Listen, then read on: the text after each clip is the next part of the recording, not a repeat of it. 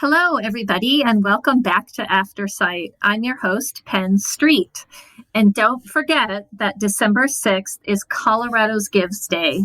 So we really, really rely on donations from amazing people just like you guys out there in podcast land to keep our services free for everybody who struggles with reading print. And we want to make sure that we do keep everything for free for everybody. And we really, really do rely on you guys. So you don't have to wait until December 6th. You can go onto our website right now at aincolorado.org. And right there on the landing page, you can make your donation and it all will go towards Colorado's Gives Day. Our goal this year is $15,000. We already have a good start on it, but we need your help. Every single dollar counts. So now I've already given. 2 days ago, I went on and made my annual donation for Colorado's Gives Days to Audio Information Network of Colorado. So now it's your turn. And again, every single dollar helps out. Today, my guest is Evan Starnes, and Evan is AINC's audio production technician, and his voice might sound a little familiar to some of you because Evan has been on several different of our podcasts, including he's also actually helped me co-host several times, and he also does a lot of our PSA announcements. So today, Evan and I are going to talk about our blindness. Is it a badge of shame or is it a badge of honor? And I'm really, really looking forward to this topic, especially with Evan, because he just reminded me that I have been trying to get him on Aftersight for a long time, for over a year now, and we finally got him. So when we come back, make sure you stay tuned. And when we come back, Evan and I will dive into the topic head first and with our eyes closed. You're listening to Aftersight with Penn Street, an AINC original podcast. If you enjoy what you hear, please visit aincolorado.org for more shows, news, and articles read by our amazing staff and volunteers. If you have a question for Penn or would like to recommend a guest for future shows, please visit aincolorado.org/podcast-guest. And now, here's your host, Penn Street.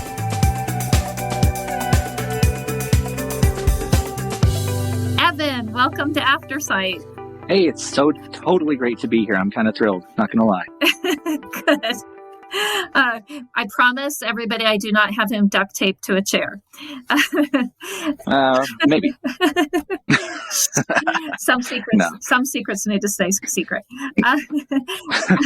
But the enthusiasm's real. Exactly. Well, Evan, as you know, I'd love to start off my show with some quick fire questions so that the audience can get to know you just a little bit better before we dive in. Is that okay with you?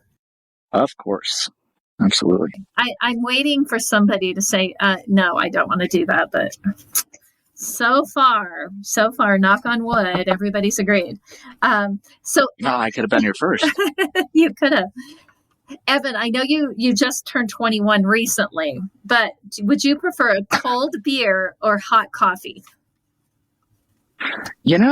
Honestly, I drink way more hot coffee, so I would definitely prefer a hot coffee. Okay. It's just relaxing. Oh, make it an Irish coffee and I'm even more happy. Oh, especially today here in Colorado, it is definitely winter is here today. So, Evan, would you consider yourself a traveler or a homebody? I would most definitely consider myself a homebody. Now, it's weird though, because if you get me traveling, then I'm kind of in that mindset. I'm like, I'm totally in the zone. Yeah. But, otherwise, I'm chill at home. Yeah, I'm a mix. I would say I'm 50-50 in both areas because, I'm like you. Once I'm out there, I love it.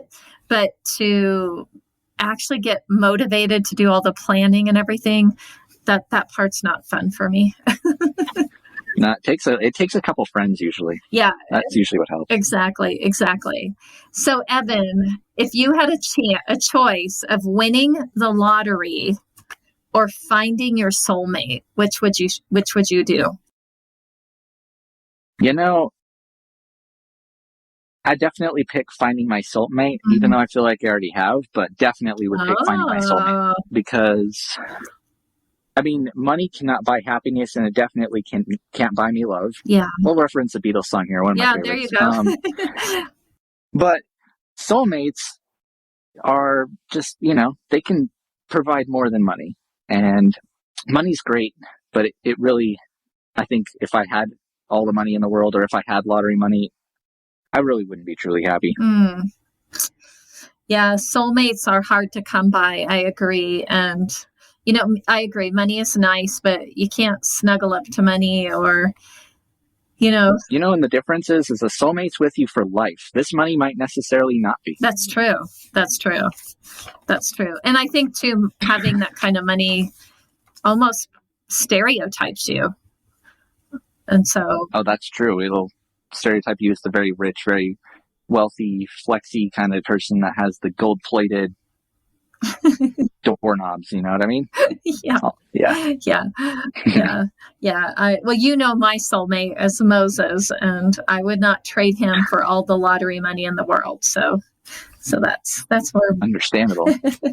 All right. Would you rather have a funny story or a one-liner? I'd rather have a funny story. I'm a very humor-oriented guy. Your one-liners are pretty good, though, I have to say. Well, thank you. I appreciate it. Okay, now you better be prepared for this one. What's your theme song? Oh, boy.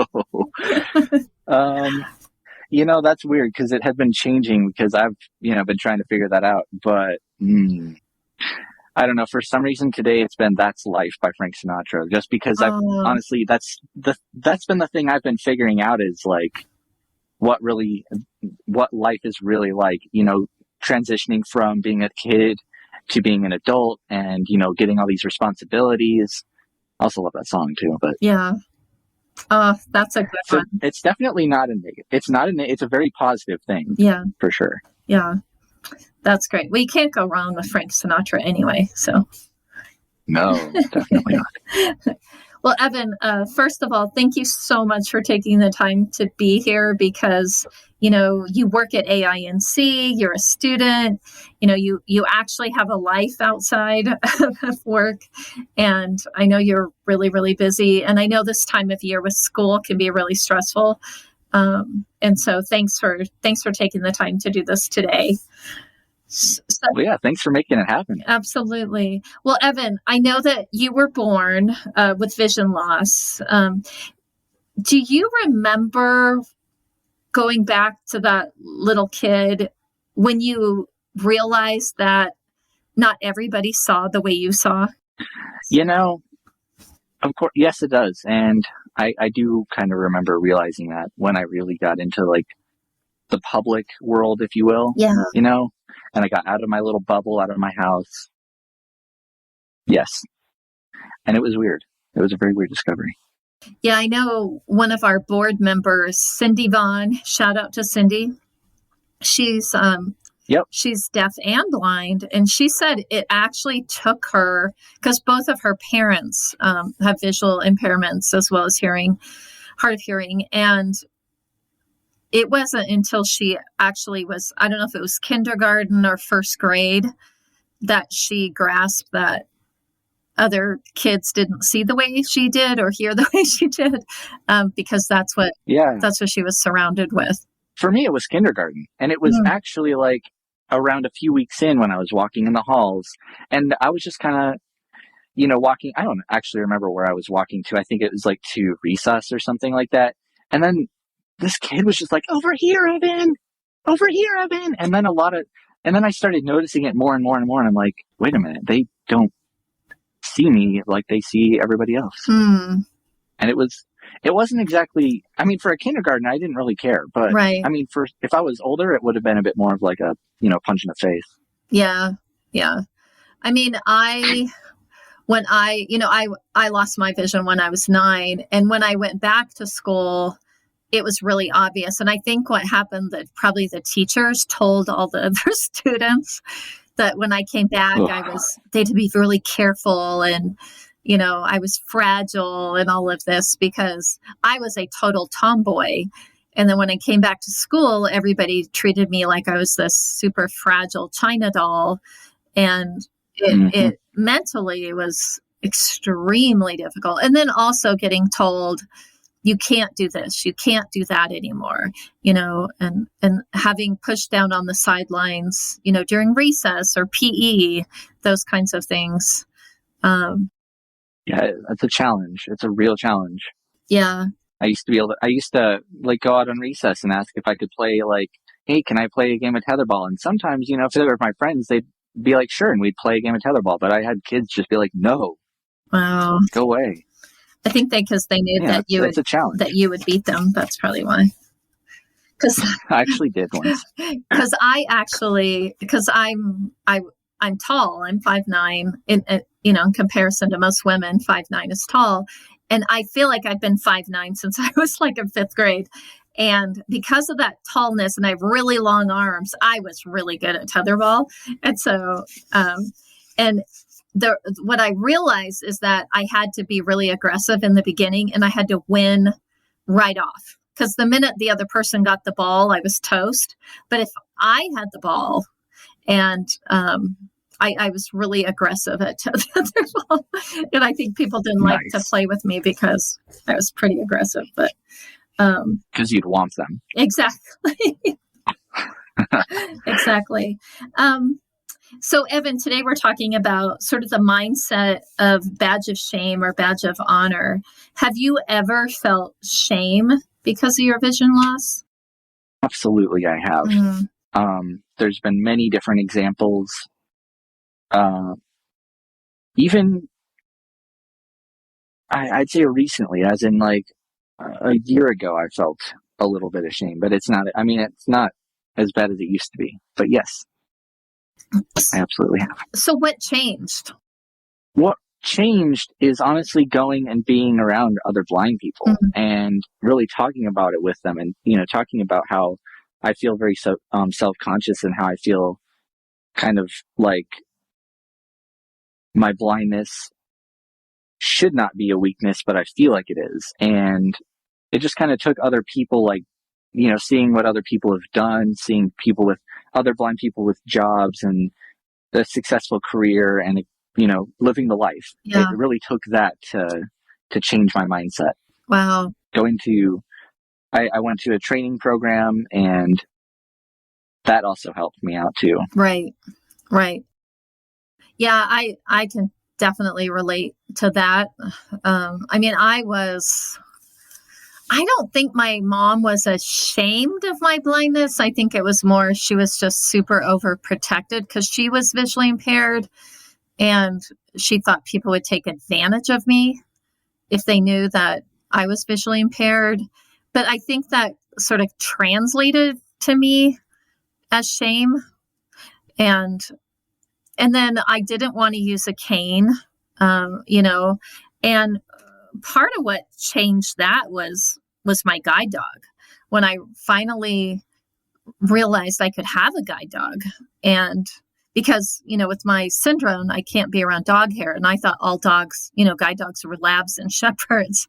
So when I first got my first guide dog, I think that was the beginning of that shift from shame to a badge of honor, because I love my guide dogs, as you know, Evan. And oh yeah, I think that helped. And it was definitely meeting other people who were blind, and they weren't ashamed. And definitely meeting Eric Wymeyer was a huge, huge shift for me, because Eric, he, at least not now. I mean, I know he talks about it in his books and stuff about when he was a kid, he did go through some of that, like all kids do, but as an adult, he's not ashamed of his blindness on any level. Oh no, I'd say he's the opposite. He's like, he totally wears that as a glowing badge of honor. Yeah, exactly. Super inspirational. Yeah. And I know, I don't know if you've ever read the book, The Scarlet Letter. And how do you think that we can change that mindset? Or is it a prejudice? And because it does seem like definitely kids, I know like kids and teenagers are more likely to feel that shame than adults. But then now that I'm sitting here saying that out loud, I know I work with a lot of senior citizens who are losing their vision. And I think most of them they feel shame around their vision loss. Like, what do you think, Evan, that I guess that's a two-part question. Why do you think it is? And then how can we change that?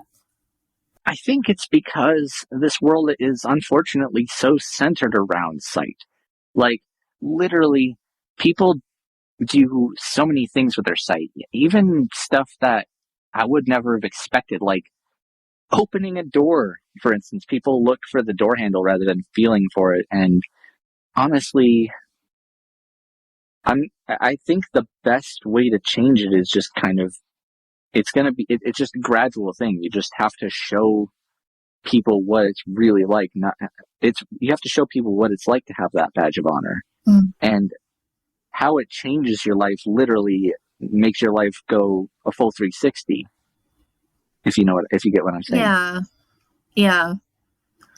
So you're saying it's more like society says It that really we should is. be ashamed.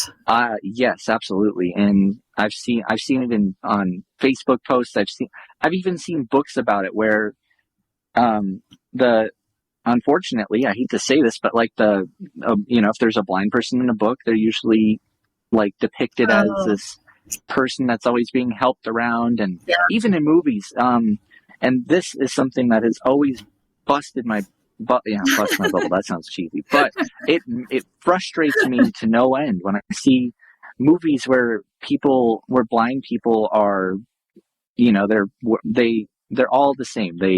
It's what I call the Stevie Wonder stereotype, and I love Stevie Wonder. Don't get me wrong, but they assume that every blind person, wears glasses or eye shades, and that they run around and feel things and bump into stuff. And it's just it is a prejudice too. Yeah. Because you brought that up. It's 100% a total prejudice. Yeah. Yeah. I know. People often tell me that I don't look like a blind person. And you and I I've got that before. Yeah. And when I ask them, well, what does a blind person look like? They don't really have a good solid answer. And no, it's like, I'm trying to think of another example in my world where I lump everybody together, but I can't.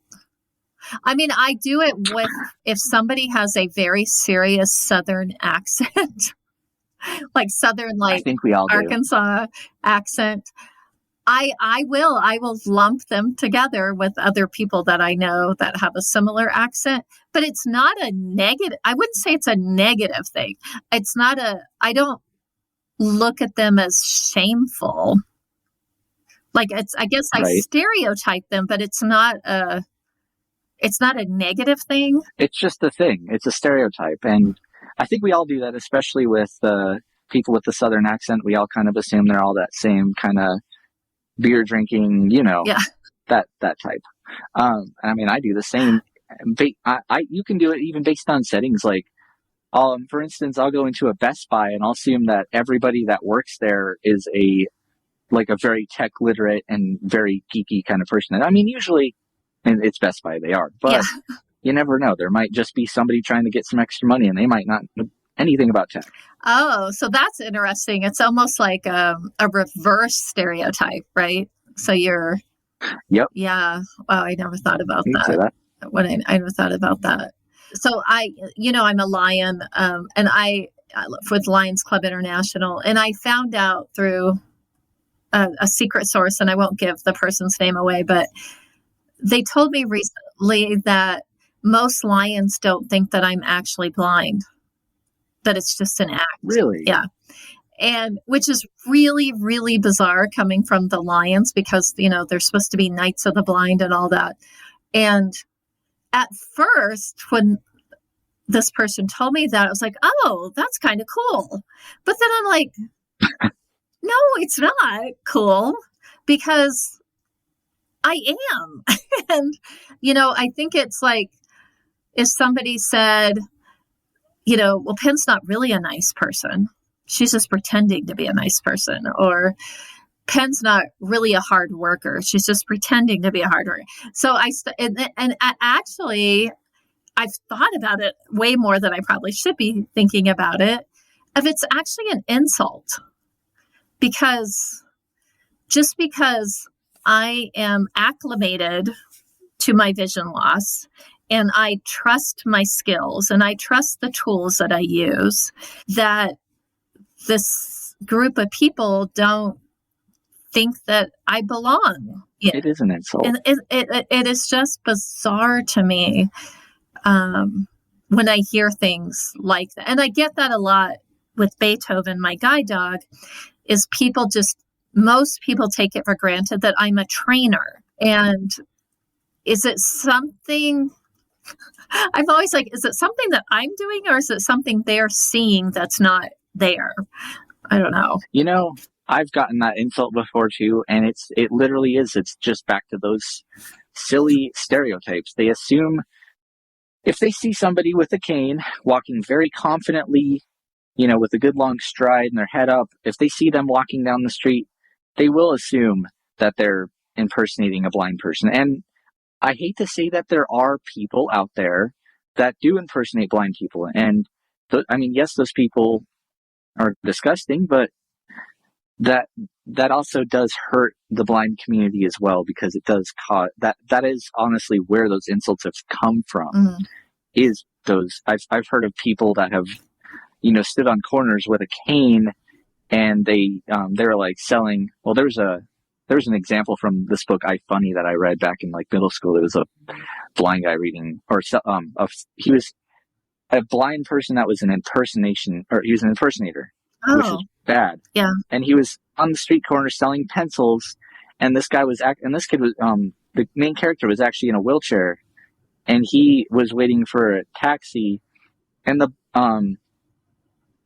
blind person finished, selling pencils. He put down his cane, and he was like, "Hey, wheelchair kid, this is my spot," and he could clearly see him. Oh. So that's what caused that. I'm pretty sure that's what caused a lot of what you were experiencing. And I mean, it's gotten bad too, because I'll just very quickly shout out. I had a friend who actually got smacked by a woman because she, quote, wasn't blind enough, and she was just casually waiting at a bus stop, and this lady just was like, came up to her and was like, "Yeah, you're not blind enough," and smacked her really hard in the face. Oh my gosh! And yeah, wow. So it's a struggle.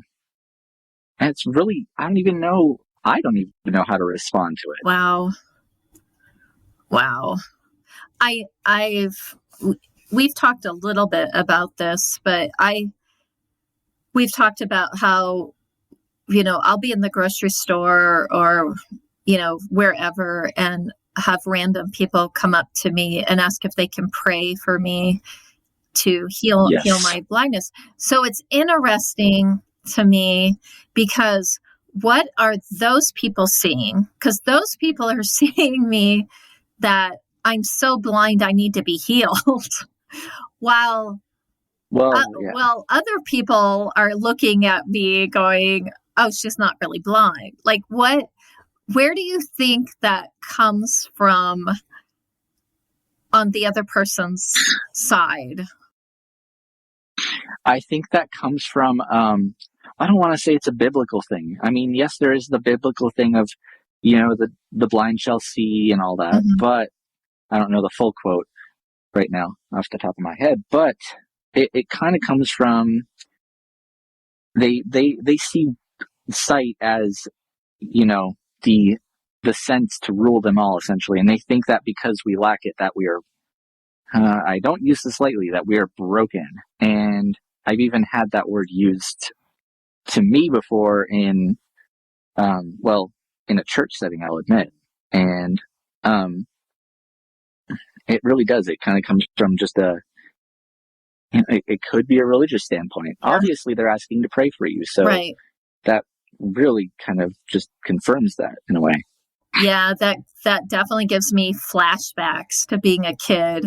My parents were very religious and would take me to revivals, and Billy Graham, I don't know if you know the person's name, but he was a huge evangelist and was one of the first TV evangelists that got really popular.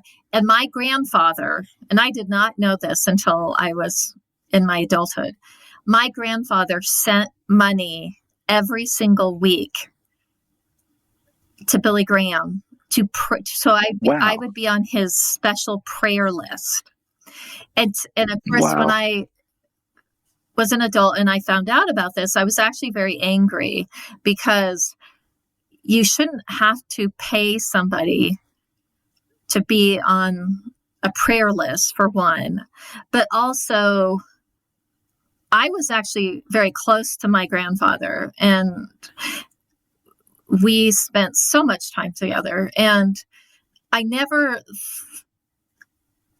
knew that he looked at me that way, that I was, like you said, like that I was broken and that I needed to be fixed.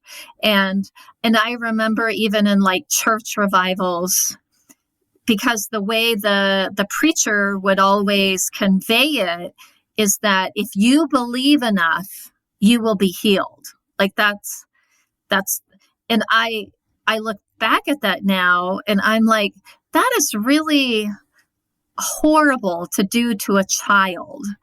Because it's basically like, well, you're not healed, so you must not believe. And it didn't matter how much I believed, because I believed. I really, really believed. Yeah. And it didn't, when I opened my eyes, I was still the same person I was before. But over and over and over that happened. And I hit a point like, well, wait, what if God wants me to be this way? I was made in his image, or that's what the Bible says. So why, he must not be healing me because he thinks I'm okay. And that was a real life change for me to realize that. And I shared this with somebody a couple of days ago. On Monday, I had a doctor's appointment and I had to take Lyft to go to the doctor's appointment. And I just, the driver was amazing, shout out to him. And when he dropped me off, he said one of the coolest things to me that nobody has ever said in my entire existence. He said, when God made you, he got it right.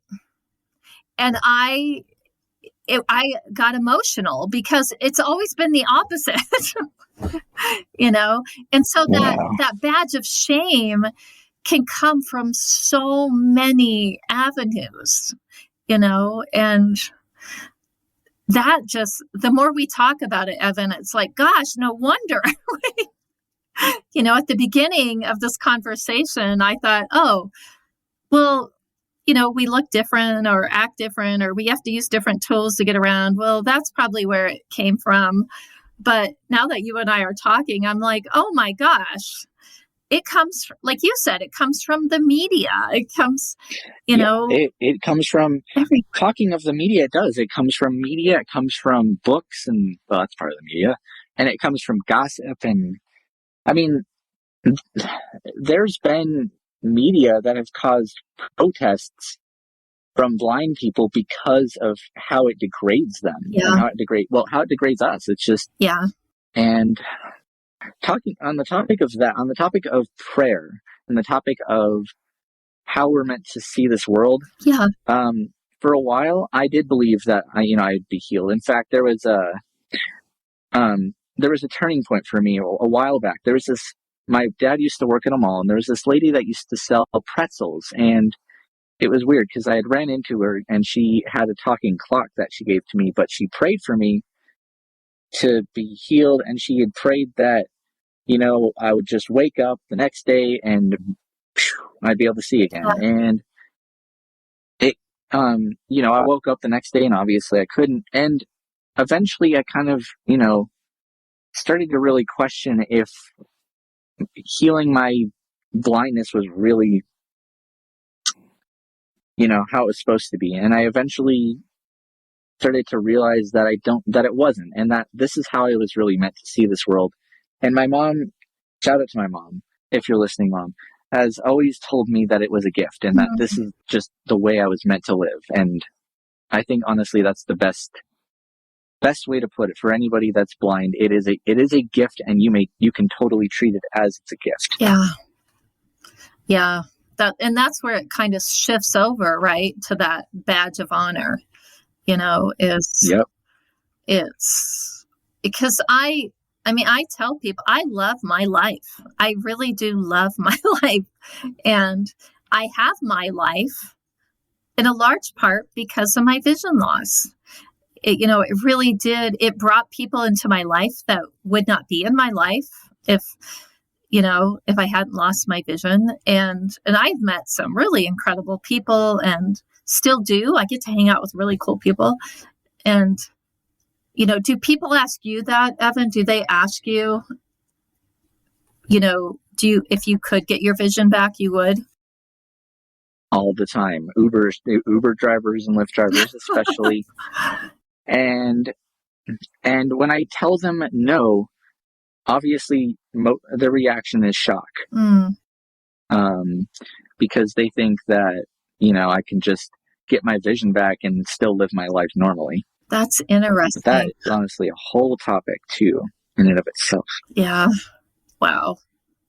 Yeah. I wonder when people ask us that, if there's something we could ask them that makes them understand why. I don't know. I don't know. I'm trying to think of something that's in comparison, but I can't think of anything. Usually this is the problem, is it really has to do with how you became blind and how you were brought up and how you were basically taught to live. And I guess the thing I always tell drivers is that I would basically, if I got my sight back, I'd basically have to relearn how to live my life. I'd have to learn print.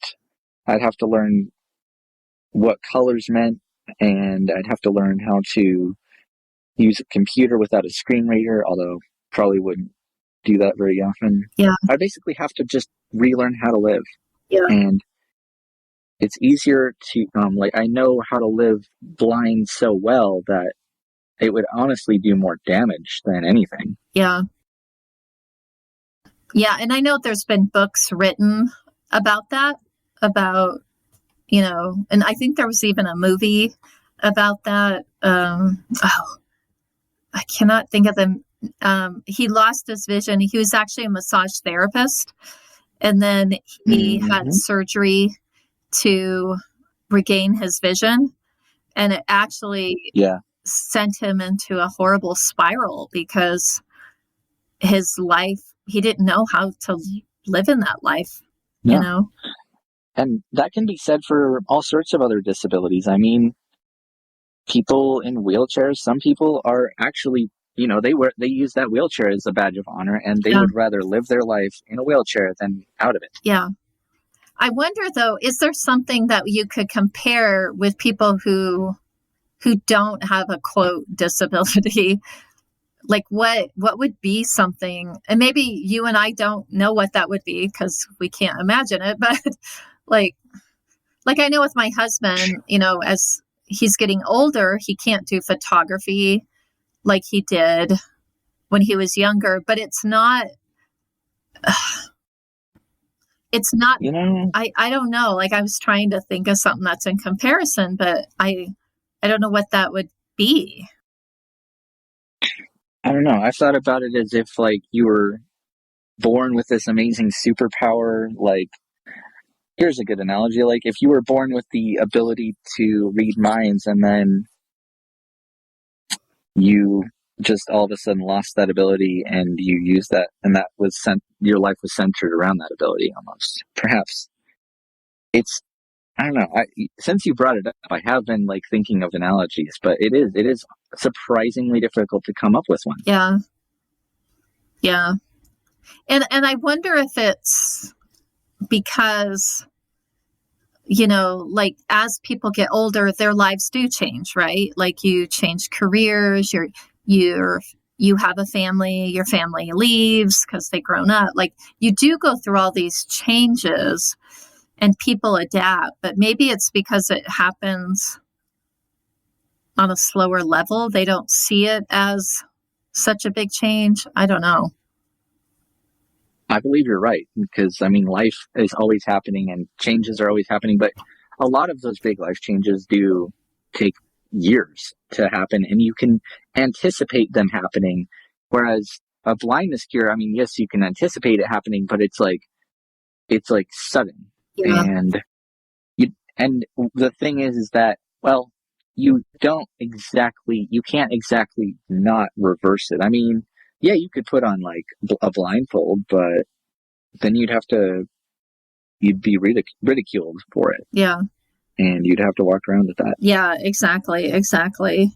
So, Evan, I know you're out and about a lot, like you're on campus, going to work, you're a pretty social guy. Do you feel like you're part of that change, of that kind of scarlet letter of blindness? Or do you just not care? Oh, I absolutely care. It's actually a passion of mine. I love bringing positive change to this world, and I feel like we are all put on this earth to make change, positive or unfortunately negative.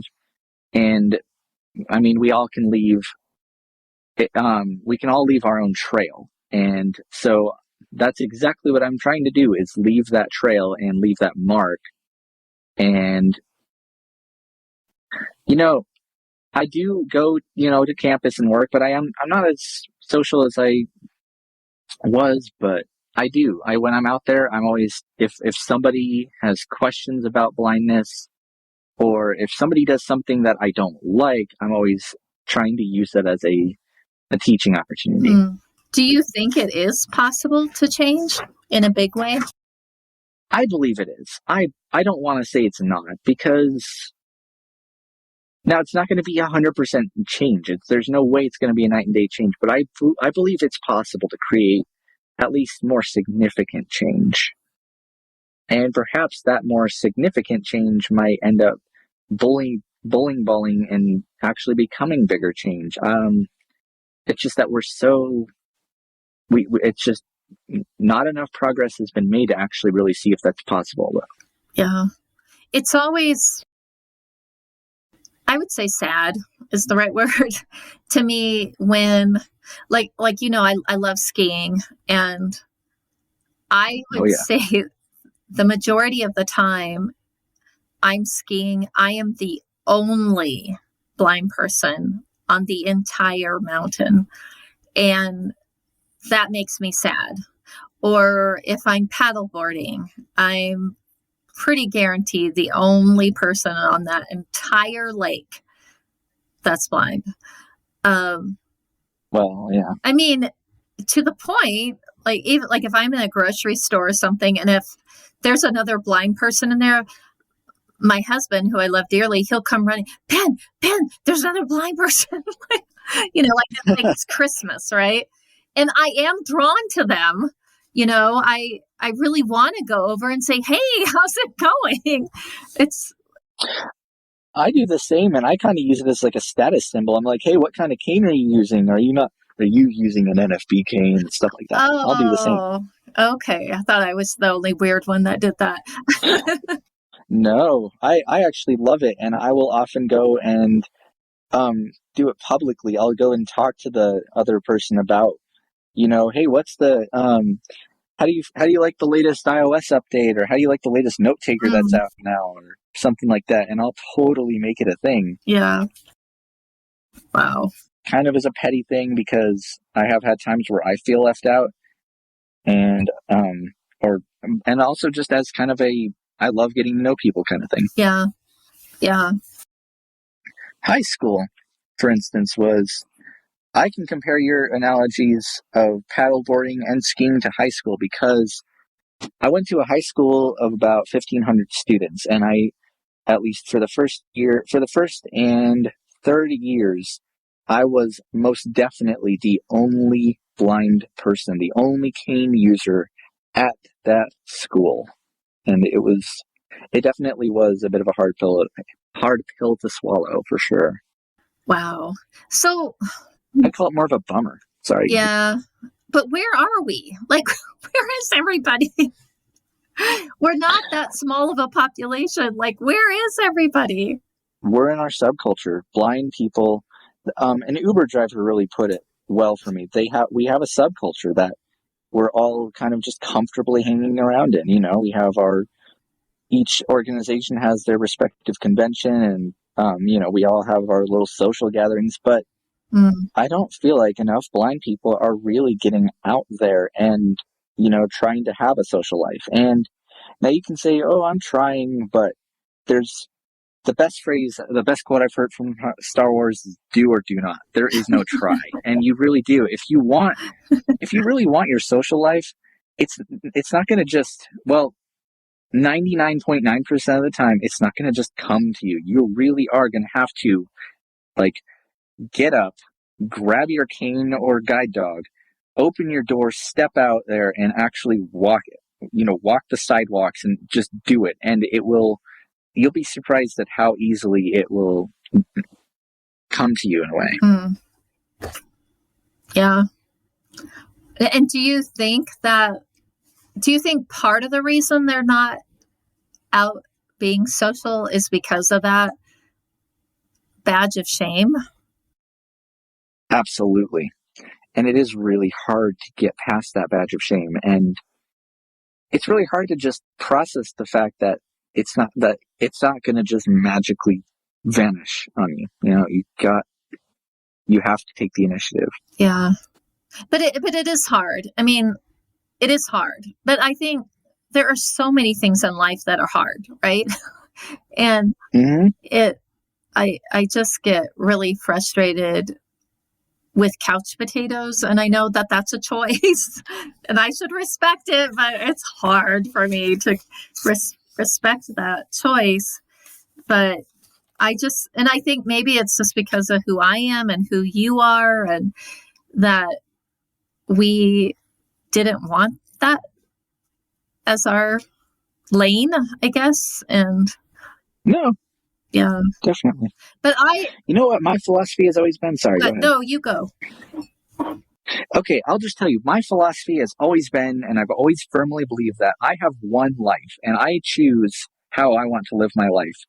And I would personally rather not, I would regret living the rest of my life as a couch potato at the end. And since I have the opportunity to change my life, I think that I'm taking it, and I encourage anybody else listening to take it. You have one life to live. If you really want to live it as a couch potato, have it your way. But, Yeah. But it's so much more fun out there. This is your chance. Right? So much more fun out there. Yeah, I have a quote. I have no idea. I heard it forever and ever ago when I was in my 20s, when I was taking self-defense courses. And it was, I'd rather die standing than live on my knees. And that goes along with your, you have one life, and own it, right? Yeah. Yeah. We're responsible for the consequences of the choices we make. Now, I'll admit, it might sound totally cliche. You might have heard all this inspirational nonsense in the past, but trust me, it's a cliche because it's bloody true. And it's literally, that's it. It's the 100% unaltered truth. Yeah, absolutely. So, Evan, what would you like our audience out there in podcast land to take away today? I'd really like them to take away that whether you've lost your vision recently or whether you were born without any vision, making the positive change, it's not going to look like flipping a switch. It's going to be kind of a very gradual thing.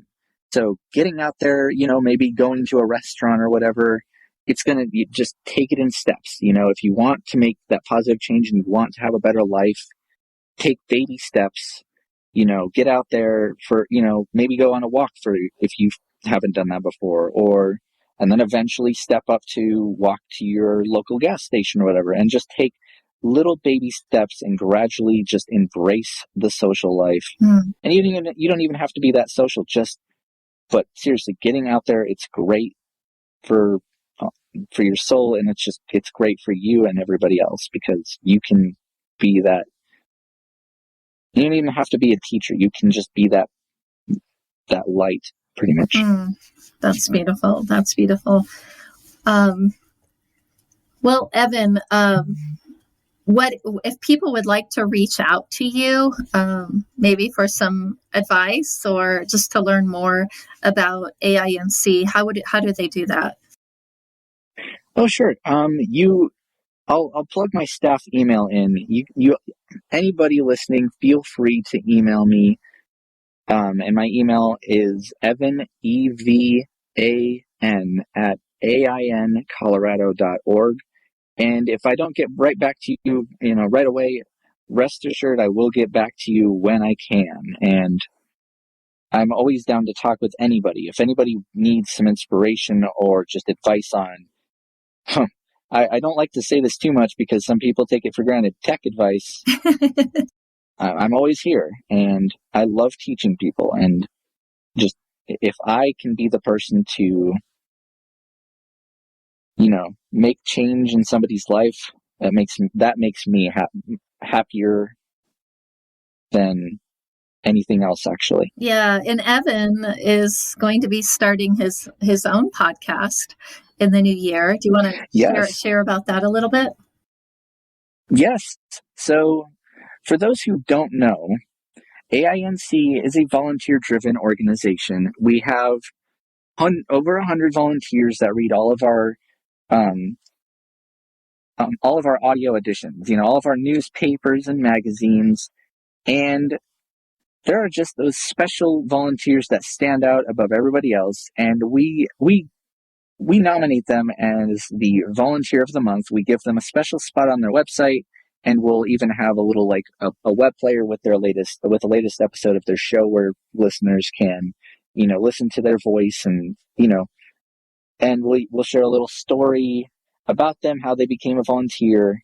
So what this show is it's a podcast form of that. So what I'm going to do is interview volunteers and just ask them how they found out about AINC, how long they've been a volunteer, what makes them keep coming back, and what motivates them to volunteer and read those papers and commit to it.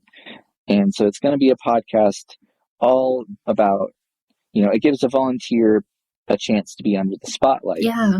Hence its name, Volunteer Spotlight. Exactly. And I will definitely be plugging it in the new year to make sure everybody can find you. And then you're also working with our podcast producer, Jonathan, with a podcast called BLT. I don't eat not bacon, rice, and tomatoes. I know. Blind level tech. And I don't eat BLTs. Never have had one in my life, so I'm always like, I knew it was an acronym for something. But yeah, so I'm super excited about too, and that will also be coming out in the new year. And I'll definitely be giving shout outs. That's going to be a fun one. Yeah. So all things tech. So. Evan. Yeah, if you want to hear a couple nerds talk about tech and obsess, there you go. That's your home. Yeah, that'll be all. You guys will be all over that. Evan, I've been asking you a million questions. I always give my guests an opportunity to ask me a question. Do you have a question for me? I do. How old were you when you first made that change? And maybe you answered this in a previous episode when you interviewed yourself, but how old were you when you first made that change and you're like, you know what, I don't want to live my life depressed. I need to make this change. I want to live the life I want to live. I was I was somebody who didn't really come into that until my adulthood. And it came about, I was in charge of a group of high school students that were blind, that I met them on a rock climbing trip, and I was supposed to be the one in charge of them. And we had to hike from the lodge up to the rock face. And I had been up there the day before, so I kind of knew the route, but I was not using a cane. I still was blind, legally blind. I could see better than I see now, but I was definitely legally beyond legally blind. And Yes. so we got up the next day. I got all of the students ready and everything. And there was a couple of teachers with us, and one of them had a map. And she pulls out this map, and I said, okay, let's go. She goes, oh, Penn, you're going the wrong way. And I said, well, I don't think so.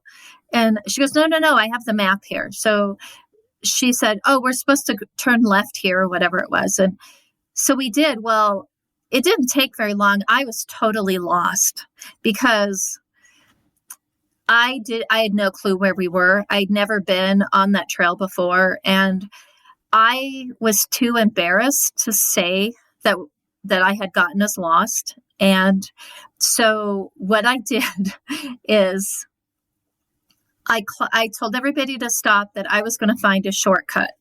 And I just went off into the woods and basically had a complete meltdown by myself. And so I went back and I said, well, actually, the trail doesn't go any further. We're going to have to do a little bit of backtracking, but we're headed in the right direction. It's just this trail is not correct. And so they were all like, oh, that's fine, and I kept everybody talking and everything. And when we finally got up to where we were supposed to be climbing, the other guides were there, and they took me to the side and said, what happened? We were worried sick about you guys. And I said, I'll go over it later, but everybody's fine. Nobody got hurt or anything. And so we did the, rock climbing. And then afterwards, we went back down to the lodge, which to get up there took like an hour, and it took 15 minutes to get back. And we got back and we huddled up, and I said, it's my fault. I did not go the way that I knew that we were supposed to go, and the route that I had, picked out to go. And I didn't have the confidence in myself. I let somebody else dictate that, and I got us lost. And I apologized. And then that night, I'm sitting around the campfire, and at night, I cannot see at dark when it gets dark, period.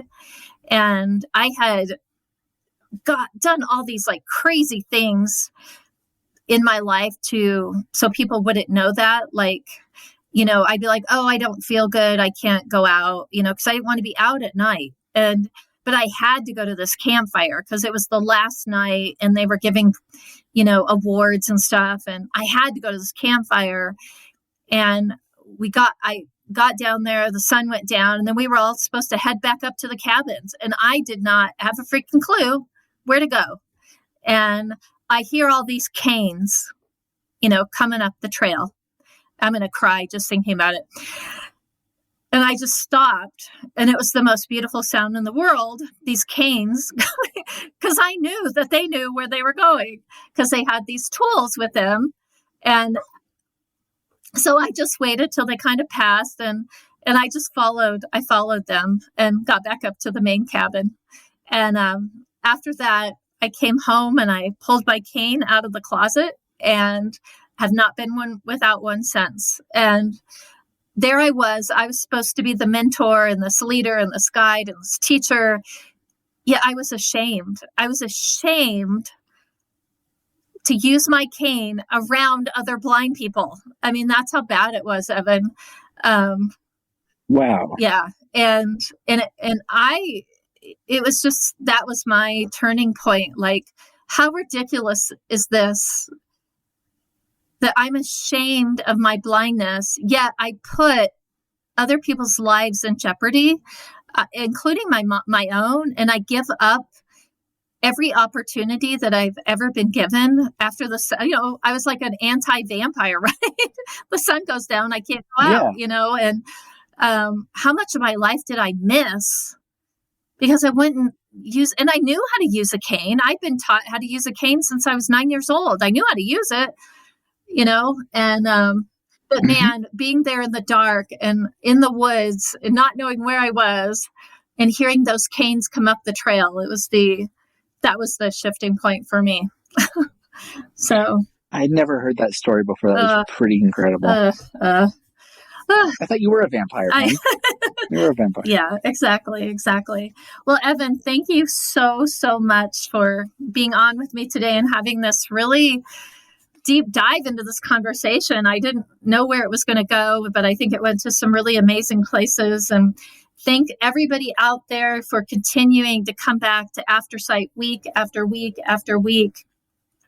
And I definitely want to thank everybody at Audio Information Network of Colorado for all the hard work, including Evan here on podcasts like AfterSight, Blindsight, Topic of the Month, and all of the other programming, as well as our incredible volunteers that Evan mentioned earlier. And please don't forget to donate to Colorado Gives Day. Just go to aincolorado.org. Give what you can. Every dollar is greatly appreciated. And remember to be kind to yourself and find a way to be kind to someone else. It's good for your soul.